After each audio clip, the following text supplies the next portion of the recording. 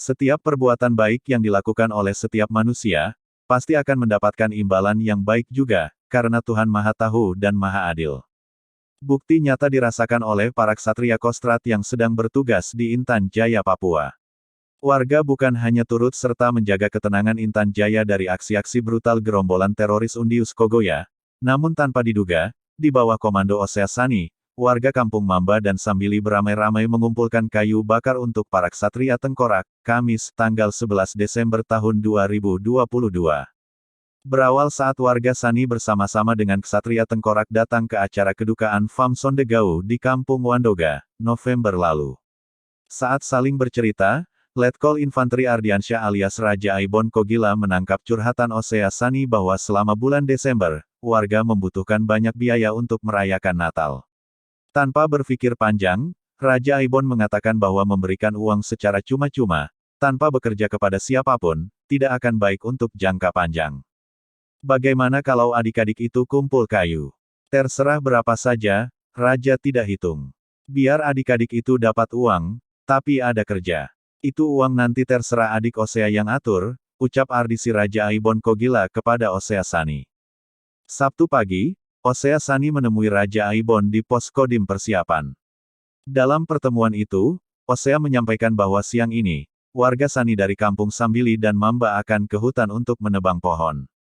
Selanjutnya, setelah ibadah minggu keesokan harinya di gereja, semua warga, termasuk ibu-ibu dan anak-anak akan ke hutan untuk mengambil hasil tebangan kemudian mengumpulkannya di pinggir jalan.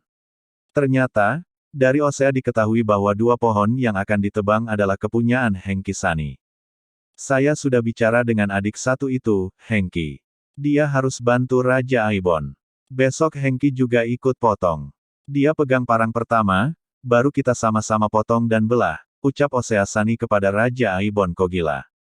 Hari Minggu, sekitar pukul 14 waktu Indonesia Timur, Osea menghubungi Letu Jeffrey, Pasi Intel Satgas YPR 305 Tengkorak, bahwa kayu sudah terkumpul di pinggir jalan dekat Kompleks Ceria yang dibangun oleh para ksatria Tengkorak. Saat Prakasyanul menerbangkan garis bawah drone garis bawah, terpantau tumpukan kayu di pinggir jalan. Nampak masyarakat yang baru selesai memindahkan kayu dari tanah milik Hengki Sani masih ramai di lapangan Kampung Sambili.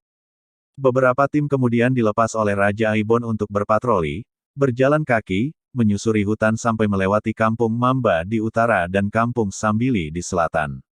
Ini dilakukan, demi keamanan para ksatria yang akan menumpangi kendaraan untuk mengangkut kayu bakar. Selain itu, selama di Kompleks Ceria, Kapten Poltaksi Panglima Mamba juga akan menemani Serda Nursalim memperbaiki beberapa wahana permainan yang rusak.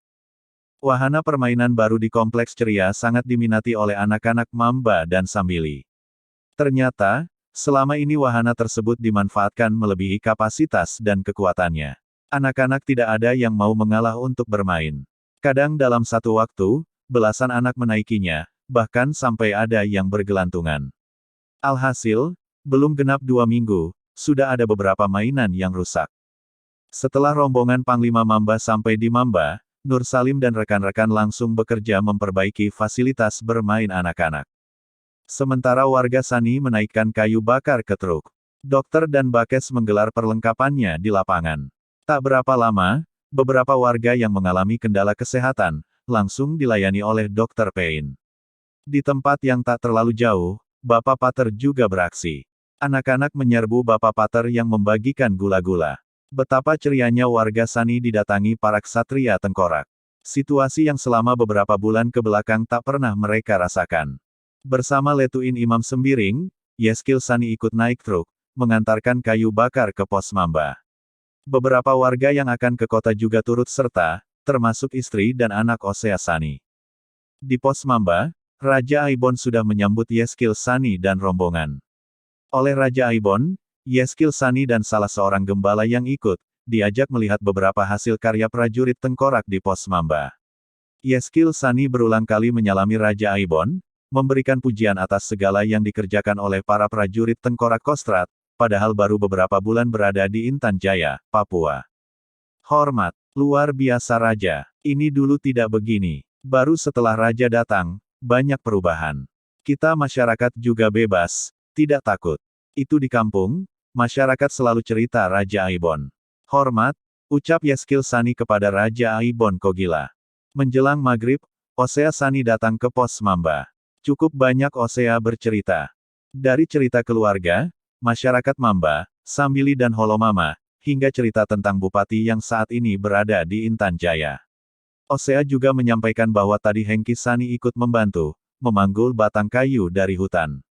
Saat pasukan Kostrat tiba, Hengki Sani juga ikut berjaga di belakang gereja, agar tidak ada kelompok-kelompok yang mengganggu para ksatria tengkorak yang sedang memperbaiki fasilitas bermain yang rusak. Nampak dari raut wajah Osea, kekecewaan terhadap pemerintah Kabupaten Intan Jaya, khususnya kepada bupati yang selama ini tidak pernah berkantor di Intan Jaya. Osea sangat berharap, pejabat sementara bupati nantinya, sampai dengan adanya pejabat baru, dapat hadir di tengah-tengah masyarakat, untuk bersama-sama membangun Intan Jaya. Dulu, mereka bisa tipu kami masyarakat. Sekarang, masyarakat sudah pintar.